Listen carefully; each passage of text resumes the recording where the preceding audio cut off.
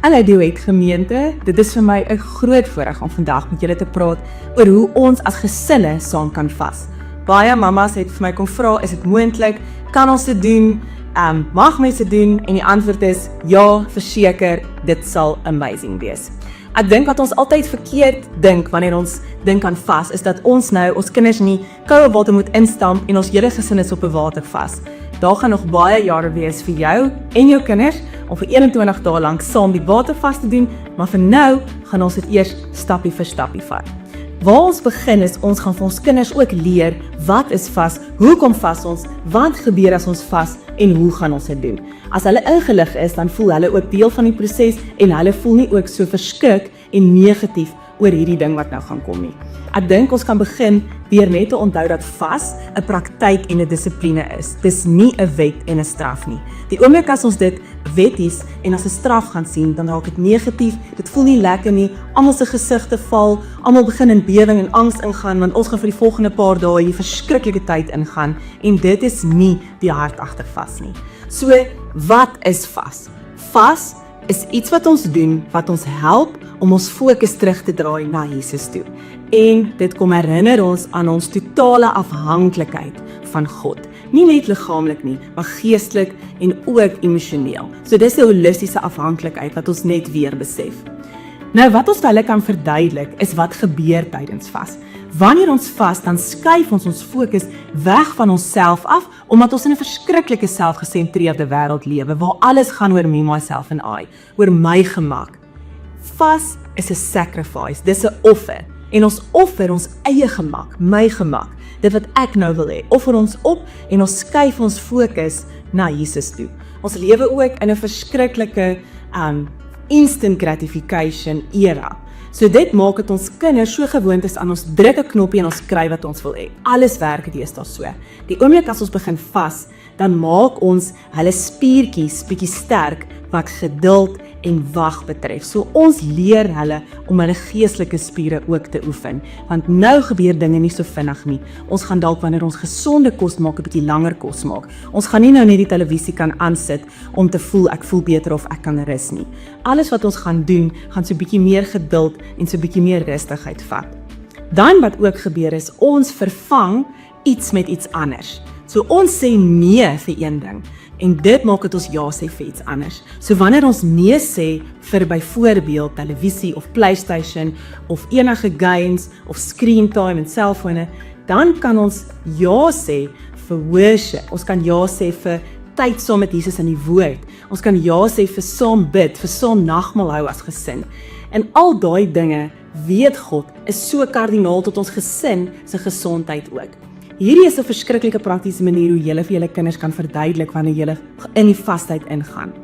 Dit is soos 'n tafel. Kan julle sien, ons gesin, ons botertafel, is vol dinge. En hier is baie min plek om nou van die regtig belangrike en goeie dinge eintlik nou hier tussenin te sit. So wat ons gaan doen in die vastyd is, ons gaan leer en weer oefen hoe om die plek te maak vir die belangrike dinge. So nou gaan ons eers al hierdie dinge afhaal van die tafel af in vastyd, en ons gaan plek maak vir die dinge wat ons weet belangrik is. En daai dinge is Jesus in die middel. So ons maak hom die middelpunt. Nou het ons weer plek om Jesus die middelpunt te maak. Ons kan ons fokus na hom toe draai. Ons kan aan hom dink, ons kan hom worship, ons kan skryf hom, ons kan van hom leer. En ons kan ook nou 'n bietjie meer tyd hê om saam Bybel te lees. Onthou ouers, ons kan nie nou al vir ons kinders sê, o, julle het nou nie met televisie tyd nie, so gaan kamers toe en lees Bybel. Vir jou ouer kinders kan jy, maar vir ons jonger kinders gaan ons begelei. Hoe lees ons Bybel? Hoe lees ons saam Bybel? Kom ons vat 'n teksvers, kom ons besluit op 'n skrifvers vir die vas en ons mediteer daarop. Ons gaan dalk 'n hoofstuk lees of ons gaan 'n vers lees. En so gaan ons hulle begelei in hoe om Bybelstudie te doen, hoe om dalk te begin journal. Hoe journal ons vir Jesus? Hoe skryf ons? Teken jy dalk? En ons kan selfs, as ons sê ons het nou meer tyd, kan ons tyd hê vir worship, saam worship. Ons kan verskillende maniere worship, ons kan dans, ons kan sim, ons kan 'n psalm saam met mekaar lees, ons kan teken, ons kan skryf. Dis alle verskillende forme van worship. Weereens moet ons hulle help en begelei en leer hoe. En dan kan ons ook sê, in hierdie tye, is daar baie ander cool goed wat ons saam kan doen.